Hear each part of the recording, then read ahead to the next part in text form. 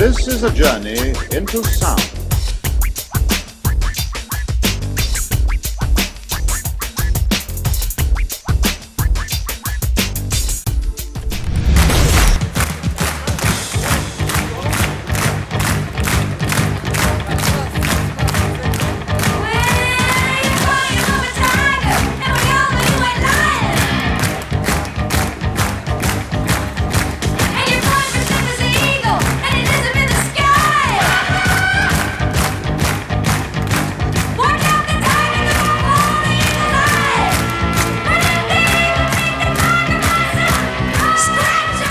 So I remember back in the day, my mom was telling me here in India that even a pair of jeans were extremely, rare to find and expensive to purchase. And this was in the 70s. But all their rock and roll heroes wore jeans and leather pants. So women like you were a major influence on not just women singing in a rock band and playing the bass guitar. And today we are, of course, on par with the Western world, but at least in the spheres of clothing. But did you ever think that you would actually have an influence on women in such a far-off country, right down to wearing a certain item of clothing? Like, what's your first reaction to that? Yeah, it's a question that I can now answer much easier since my documentary has gone out around the world and been such a huge success. It's at #1 on Amazon. I couldn't see it quite like everybody else did until I watched the film. And then I went, oh, because if you're going to influence like I did, you don't do it on purpose. This is why it happens. You're just being who you are. By doing that, you're changing the bar, you're changing the perimeters. What you're saying without knowing you're saying it is, I'm different and that's okay. You don't know you're doing it. It's now in hindsight that I realize that how much I changed the world. But like I said, I didn't do it on purpose. I was then and I am now the same person. I am uncompromising with changing who I am. I am and always have been a rocker. That's who I am. I've been doing this job now for, God, 56 years. I just turned 70 in June, and I'm not slowing down. I'm quite the opposite. I've got a new album coming out in March that I wrote during lockdown with my son, which is just brilliant. No Control, my current album, did fantastic. The reviews were crazy.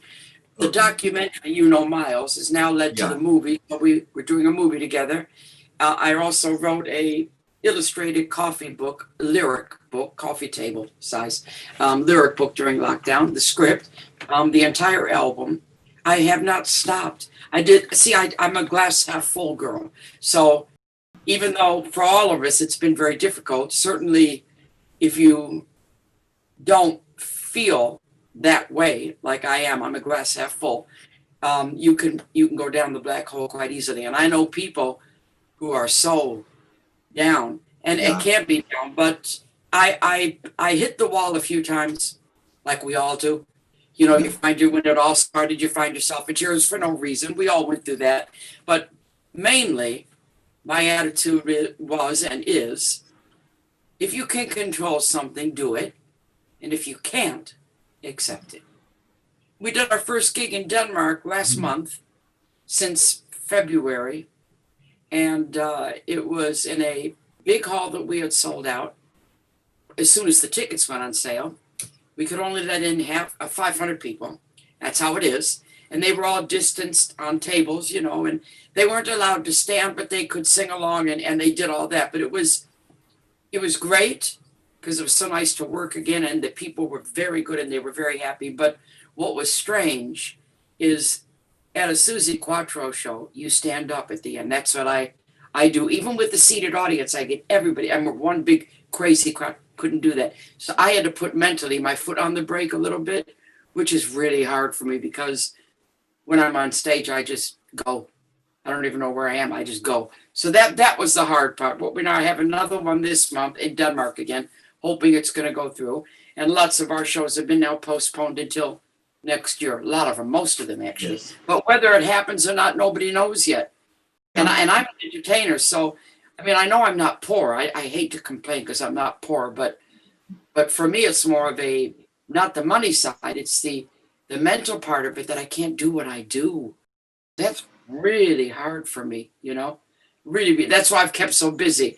And as long as I can create, I'm good. I'm working on a book just before I did this Zoom. Just did another 10 pages on my next book. I've now got 4 books published.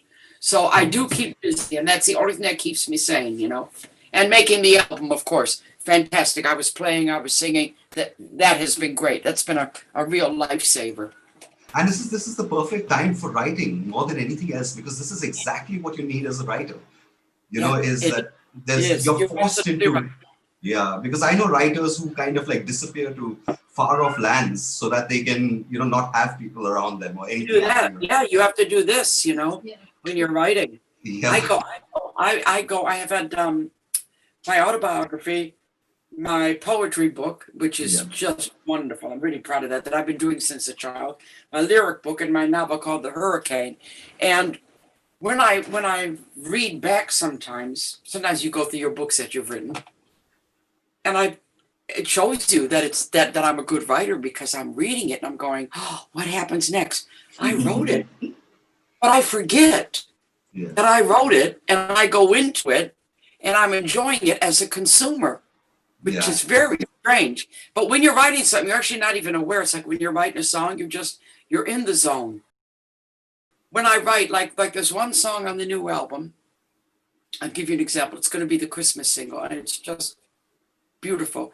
My son, who I wrote the last album with, we wrote this next one together. We wrote and produced it together. He's a fine guitar player.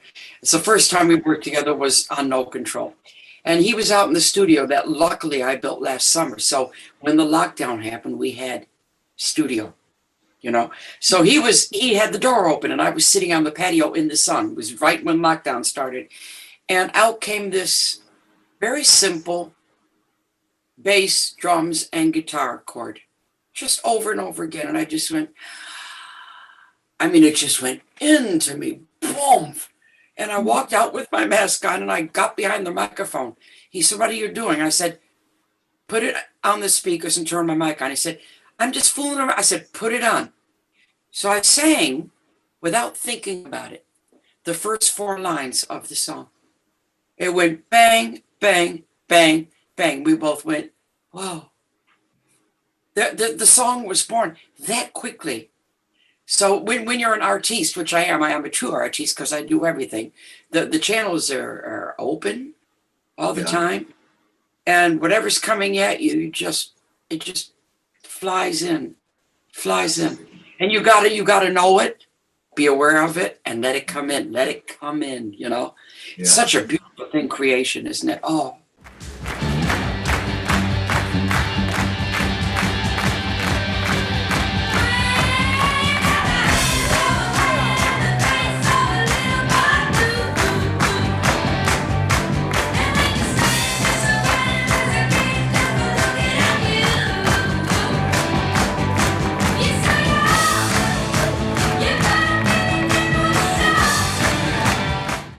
A step further by not only fronting a band but also playing an instrument which was not associated with women at that time. So there was a lot of rule breaking on your part. Were you simply rebelling, or was there more to it? I started in 1964 with my sisters, and back then it was really unusual for female musicians. So we were really the odd ones out, you know, but I was supported totally. My father was a musician. He had 4 daughters and 1 son. He had no problem with us being in a rock and roll band, quite different than a lot of people. So he was supportive. Society looked at us as an oddity, which is okay. We got all the work. All the boy bands struggled to have gigs. We got gigs because we were girls and different.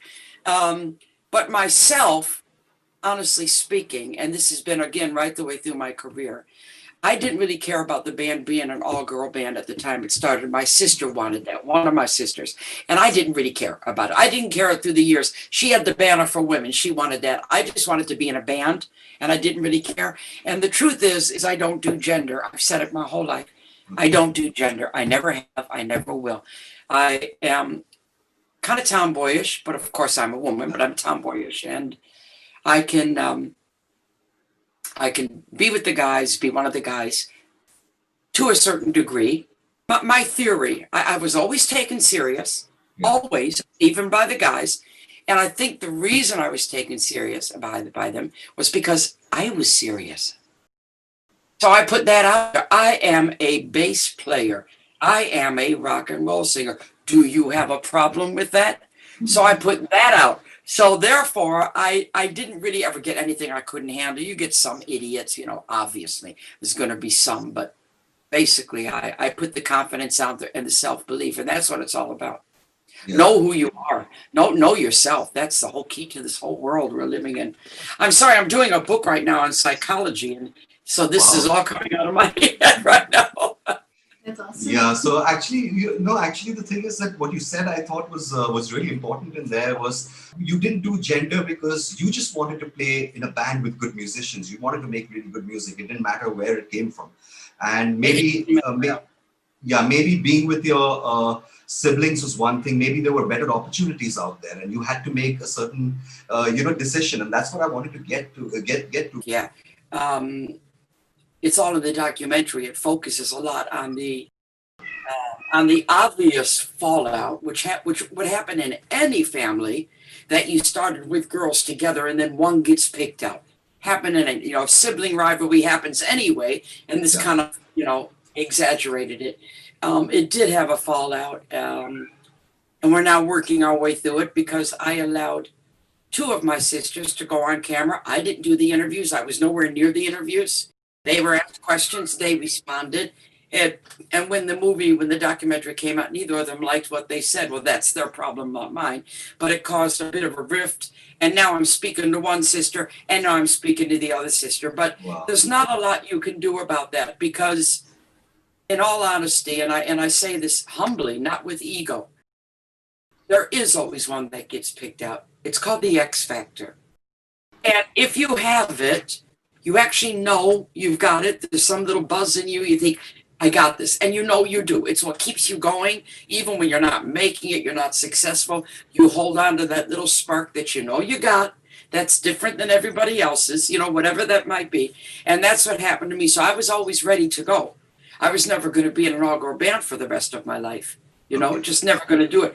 And in better answer to your question, when I have these conversations with a lot of famous guys, and we'll be after, maybe we've done a big festival and we'd be after the show in a bar. And I've had this conversation more than once with a lot of big name people. And we get talking, and it always comes around to me somehow, because I'm the odd one out. I'm the only girl there. And so we've had the conversation where I've said to them, okay, guys, tell me something. You first saw me in 1973 on the TV, leather jumpsuit, bass guitar, leading a band, screaming into the camera. Did it look to you that I was going, hey, I'm a girl, look what I can do? And they always go, no, not at all. What did it look like? Just that you were being you. I said, okay. Yeah. And did it ever look like I was trying to be sexy? And they always immediately say, no. What did I look like? Just that you were. A lot of girls that tried to be Suzi Quatro, but when it's in the DNA, you can't fake that. Certainly her position in being like the first woman leading a band, having hits like that. This woman has so much energy, so much talent. She could have done anything. So this is the answer. I can't say I premeditated anything. And just to round it off, so you know what I mean. Yeah. This documentary opened my eyes in so many ways because I watched it. I watched my life on the big screen with an audience. First of all, you're humbled by what people are saying. You just go, all these famous people, you just brings tears to your eyes. You're a little bit hurt by things family members are saying, even though you allow it in, it's a little bit hurtful. There's cringe moments where I want to crawl out. But what shocked me was a good friend of mine, Cherie Curry. She's in the documentary. She was the ex-lead singer of the Runaways. She gave me an award last January. And I asked her to do the speech. It was in LA, She Rocks. I got the Icon Award. And she got up on stage and she started to do her speech about me. And she burst into tears. Then we did a Zoom interview with her and Kathy Valentine from the Go-Go's. Okay. Yeah. Big Zoom with the three of us. Kathy's talking to me. She gave me an award in Texas about 2 years ago. And she starts to cry. Then I bring a friend of mine from a band called the Baby Animals in Australia. She visited. I took her upstairs to my ego room. And she starts to cry. So I'm going, and I called my friend Cherie after the Zoom interview. And I said, I've had a epiphany. And she said, what? And I said, I can't say I did this on purpose. In fact, I did it without knowing I was doing it. But I realized that by me becoming the first successful female bass player singer, however you want to put it, I said, I realized that provided a lot of lost women had nowhere to belong, a place to belong. And I'll take that to my grave. What a wonderful legacy. And broke the ice and kicked the door for us gals. I've never seen a woman with an instrument in a band. And they all have said that to me through the years. I said to myself, if you can do that, I can do that. And that's what I gave to women, which is just wonderful. I didn't do it on purpose, but thank God I did that. If you can't give me love, honey, that ain't enough. Let me go look for somebody else.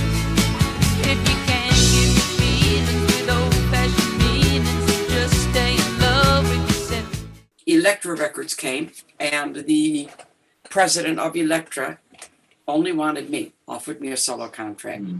And the same week, Mickey Most came to Detroit with Jeff Beck, and he saw me in the band. You couldn't hide me. Even though I just stood there playing, you couldn't hide it. So Jack Holstrom from Elektra said, I want to take you to New York and get a male band around you and make you into the next Janis Joplin.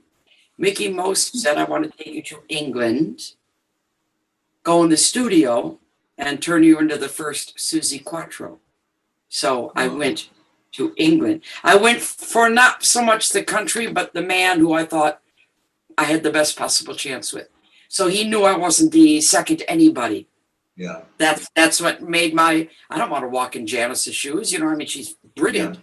And I'm not even like her. You know, she was mainly a blues singer. I was rock and roll. Anyway, that's why I ended up in England. You know, we had various things that I was always back touring in America from 74 onwards. Yeah. Very successfully. I didn't have as many hits there, but then I went into Happy Days, which made me a household name.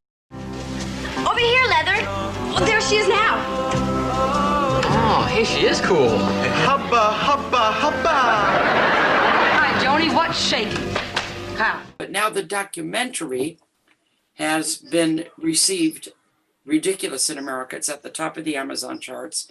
It's been in CNN, Entertainment Tonight, Variety, Billboard. It just raved 5-star reviews. Yeah. So they're now discovering me again. So that's great. And I don't mind getting it this late in life. That's okay with me.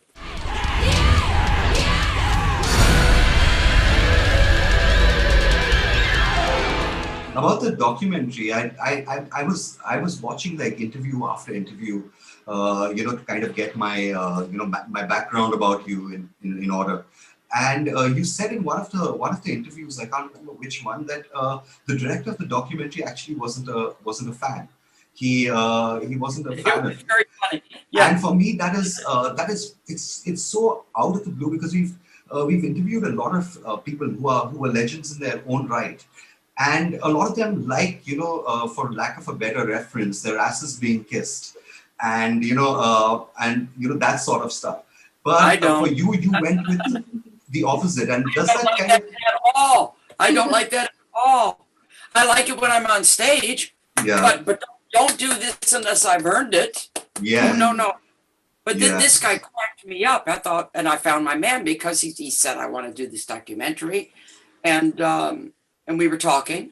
Yeah. And then he said, I got to tell you, I'm not a fan, which I found to be very funny. I said, well, that's a good way to start. And he said, don't get me wrong. I like your music. I'm not a fan. I said, okay.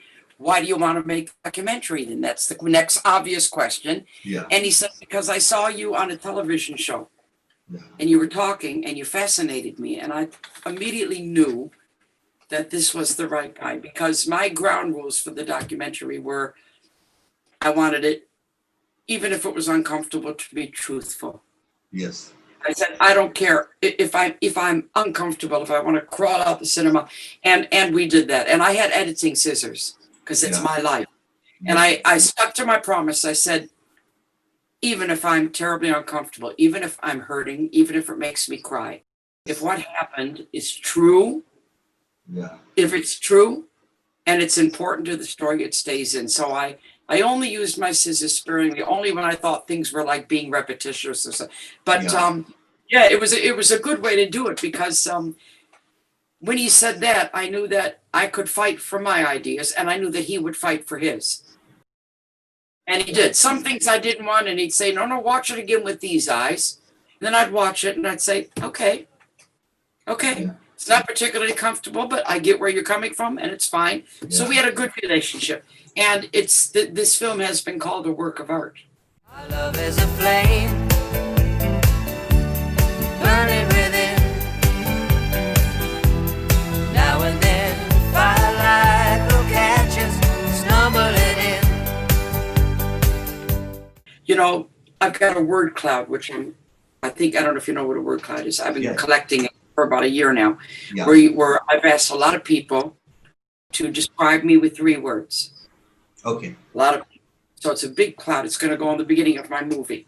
And, you know, just different adjectives. And everybody gets 3. And it goes into the cloud.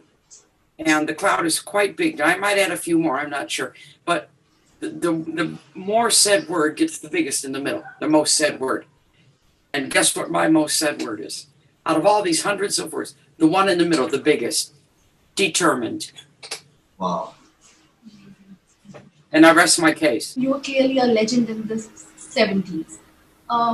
Did you reinvent, in your 80s and in the 90s, to stay on top? Like, because you stay at top for a certain period of time.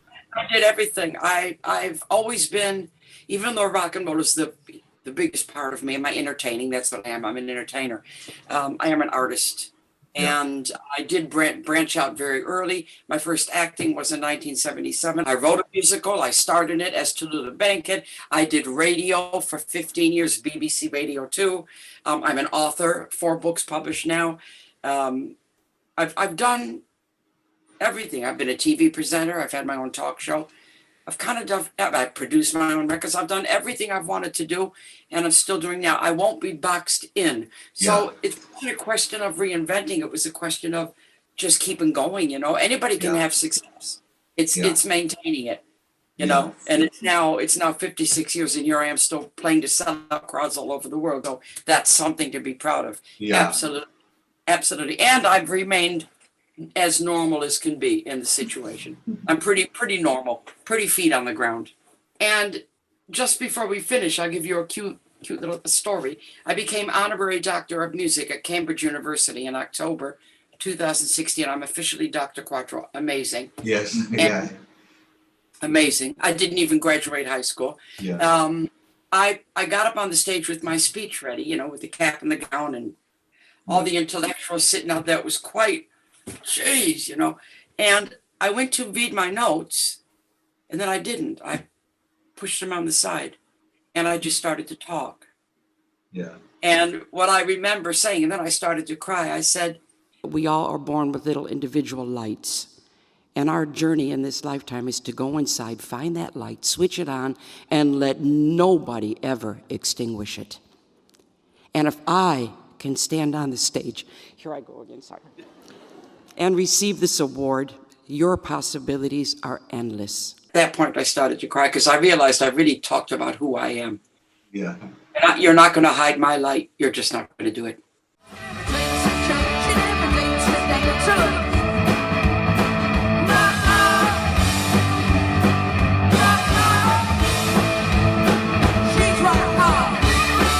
Coming to your films, you've had one documentary that's out. And I believe, there's a feature film also coming out. The other one that you're working on with Myers. So if you don't mind, because a documentary and a feature film, now both of them are about your life and you're quite honest about your life. So if you don't mind, could you tell us a little bit about the feature film and how that differs from the documentary? Like, do we get to learn something new? Yeah. Oh, sure. Because in a documentary, you're going over your whole life and career, so you're having those snippets, little vignettes, if you like. But a movie, you can delve deep into each emotional situation. The movie very much explores the struggles, I would say, but also applauds the ups. Yeah. It just goes deeper into who I am, why I am like I am, what I fought against, the hurdles, and we've concentrated on only up to a certain point in my life, and it was flashbacks because all of us are products of our childhood, I had my first musical epiphany at the age of 6 in Detroit when I saw Elvis Presley for the first time on TV, and I said, I'm going to be just like him. Didn't even occur to me that he was a guy and I was a girl.